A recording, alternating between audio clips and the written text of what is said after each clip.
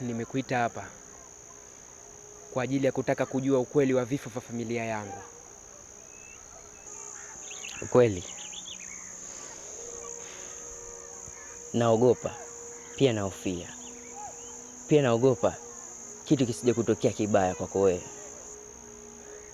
Nisikilize kwa makini. Nataka kujua ukweli wa vifo vya familia yangu. Isatiki.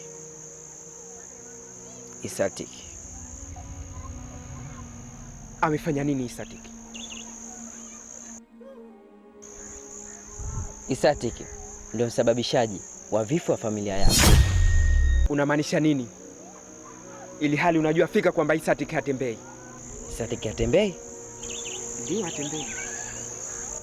Isatiki anatembea. Isatiki anatembea? Ndiyo. Ina maana unataka kuniambia Isatiki ndio msababishaji wa vifo vya familia yangu?